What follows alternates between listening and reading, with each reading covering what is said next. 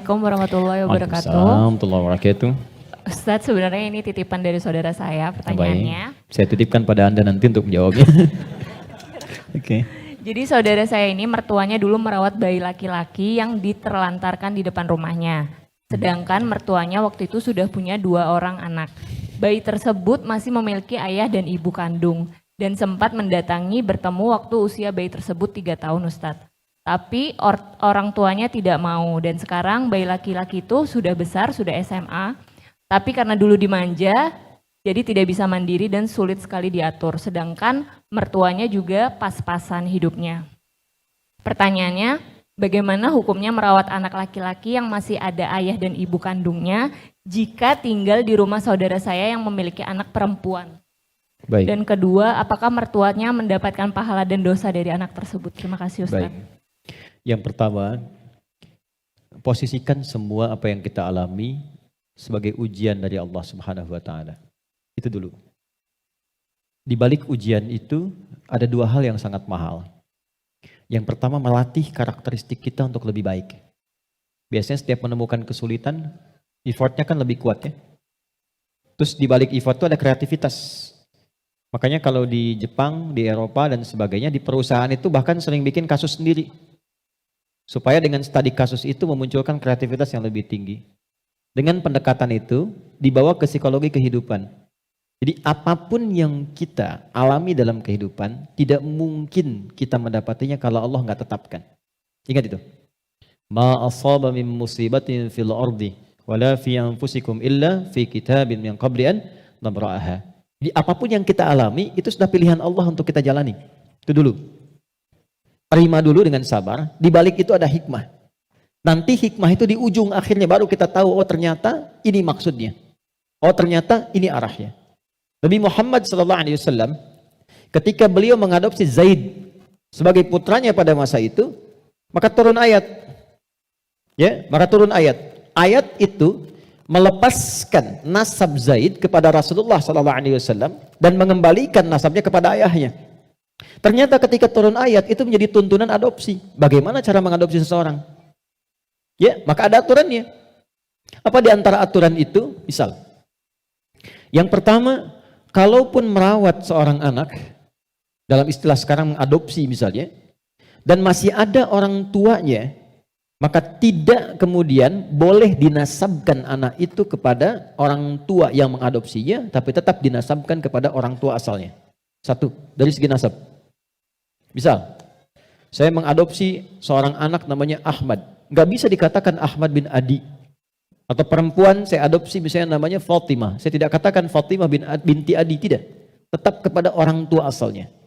Itu kaidah pertama. Yang kedua, kalau orang tuanya masih hidup, tidak dilakukan kecuali atas persetujuan atau izin kedua orang tuanya. Dengan kondisi-kondisi tertentu.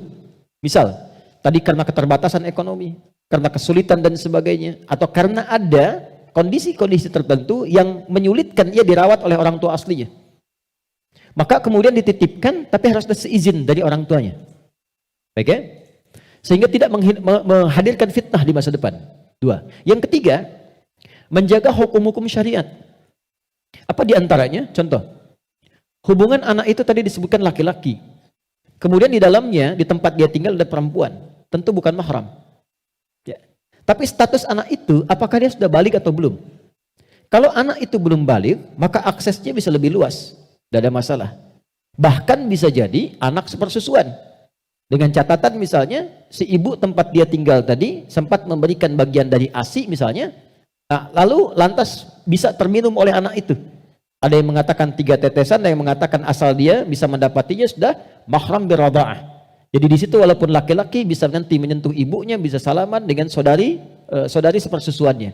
Kecuali batas-batas tertentu yang memang harus ditutup. Tapi kalau dia tak sempat melakukan itu atau sudah dewasa, maka batas syariatnya itu dibatasi. Seperti orang lain yang bertamu di rumah, sekalipun itu anak adopsi. Misal, kalau keluar dari ruangan bertemu, hijab dipakai untuk perempuan. Ya, dia tidak punya akses ke tempat-tempat yang memang khusus di situ, misalnya ada aurat yang terbuka. Kalau ini kemudian diterapkan dalam kehidupan seperti kasus tadi, maka tidak menjadi masalah. Dia kemudian dirawat, dijaga, Tapi persoalannya ketika menerima itu untuk dirawat dan diadopsi, maka melekatlah tanggung jawab di dalamnya. Apa di antara tanggung jawabnya?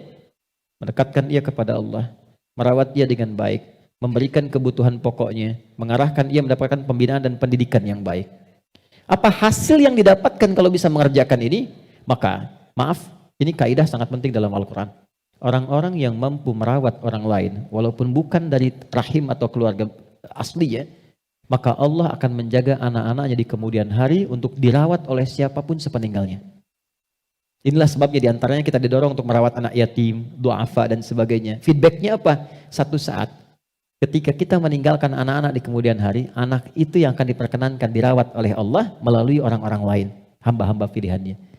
Jadi saya ingin katakan, bagi saya tidak ada persoalan di dalam apa yang ditanyakan tadi. Kalau memang diputuskan ingin merawat, jaga hukum-hukum tadi, tidak ada dosa di dalamnya.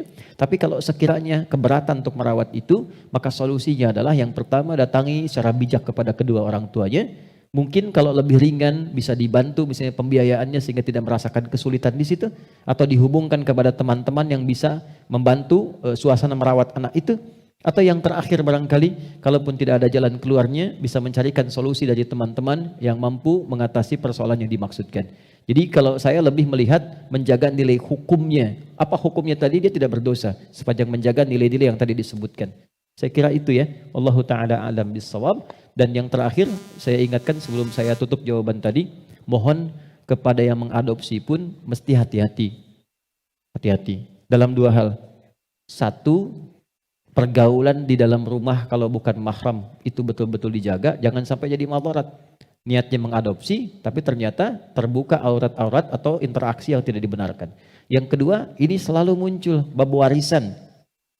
Bab warisan ini penting untuk disampaikan dari awal karena anak angkat itu tidak mendapatkan bagian warisan. Ingat, kecuali apa? Wasiat. Dan harus diterangkan dari awal. Kalau memang dia diadopsi, terangkan ketika dia paham. Kalahkan semua perhatian, sayang dan cinta. Kalahkan dulu. Kalau memang cinta, terangkan. Cinta itu kan diungkapkan, bukan dipendam. Kalau dipendam nggak pernah jadi gitu kan. Disampaikan kepada anaknya, diterangkan dengan cara yang baik sehingga dia mengerti hukumnya. Jadi ketika warisan dibagikan, warisan akan sesuai dengan bagian-bagiannya. Anak itu bisa mendapatkan wasiat maksimal sepertiga. Ketika terjadi pernikahan pun, bin dan bintinya tetap dilekatkan kepada ayah dan mulanya. Jelas saya kira ya? Allahu ta'ala alam bissawab.